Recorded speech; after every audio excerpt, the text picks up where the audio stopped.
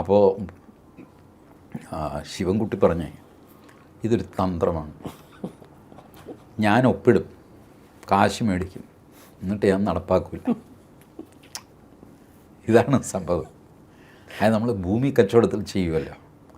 ഭൂമി കച്ചവടത്തിൽ കാശ് ഞാൻ അഡ്വാൻസ് മേടിക്കും, ഭൂമി അവന് കൊടുക്കുകയില്ല. അവൻ അഡ്വാൻസ് തിരിച്ചു കിട്ടാനായിട്ട് എൻ്റെ പിന്നാലെ ഇങ്ങനെ നടക്കും. ഈ പരിപാടിയാണെന്നാണ് ശിവൻകുട്ടിയുടെ വിചാരം. പാവമാണ് കേട്ടോ, ബുദ്ധി ഇപ്പോഴും ഉറച്ചിട്ടില്ല. ഇതിങ്ങനെയൊന്നും നടക്കില്ല. പൈസ തരുമ്പോൾ NEP നടപ്പാക്കണം എന്നല്ല കരാർ. NEP നടപ്പാക്കുമ്പോൾ പൈസ തരാമെന്നാണ്. അല്ലേ? രണ്ട് രീതിയിലാണല്ലോ. ഇപ്പോൾ ബസ്സിൽ നമ്മൾ ബസ്സിൽ കയറി കഴിഞ്ഞിട്ട് ടിക്കറ്റ് എടുക്കുന്നു. അപ്പോൾ ഒരു സാധ്യതയുണ്ട്, ബസ്സിൽ കയറിയിട്ട് ഞാൻ ടിക്കറ്റ് എടുക്കുന്നില്ല, ഒന്നുമില്ലെങ്കിൽ അടുത്ത സ്റ്റോപ്പ് വരെയെങ്കിലും നിങ്ങൾക്ക് ട്രാവൽ ചെയ്യാം, ഉന്തും തള്ളും വാഗ്വാദവും ഒക്കെ ആയിട്ട് ഇറങ്ങടോ താഴെ എന്നൊക്കെ പറഞ്ഞാൽ അടുത്ത സ്റ്റോപ്പിലേ ഇറക്കുള്ളൂ. മെട്രോയിൽ ഇത് പറ്റില്ല. മെട്രോയിൽ ടിക്കറ്റ് എടുത്തിട്ടാണ് മെട്രോയിൽ കയറുന്നത്. മെട്രോയെ പറ്റിക്കാൻ പറ്റുമോ? ഇല്ല. ബസ്സിനെ പറ്റിക്കാൻ നിങ്ങൾക്ക് ലിമിറ്റഡ് ടൈമിൽ.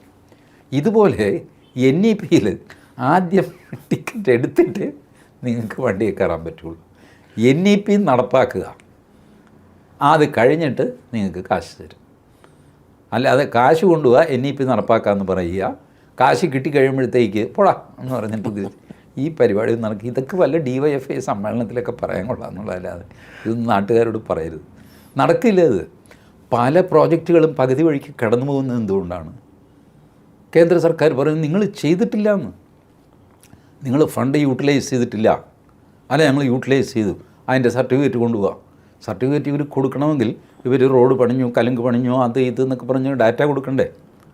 അവരുടെ ഇല്ല. ആകാശത്തുള്ള റോഡിന് ആരെങ്കിലും കാശ് തരുമോ? ഇവർ റോഡിനാണെന്ന് പറഞ്ഞ് കാശ് മേടിക്കും. PM സഡക് യോജന, പോരട്ടെ കാശ് എന്ന്.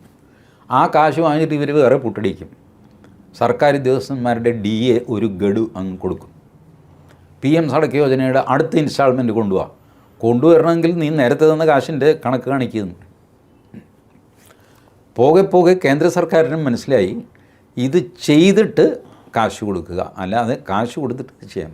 ബട്ട് റോഡ് പണിക്കൊക്കെ എന്താണെന്ന് വെച്ചാൽ കാശ് കൊടുത്തേ പറ്റുള്ളൂ.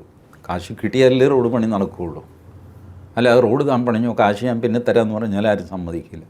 അങ്ങനെ ഒരുപാട് പദ്ധതിക്ക് അഡ്വാൻസായിട്ട് കാശ് കൊടുക്കുന്നുണ്ട്. പക്ഷേ ആ ഒറ്റ അഡ്വാൻസിൽ ഇത് നിന്ന് പോകും.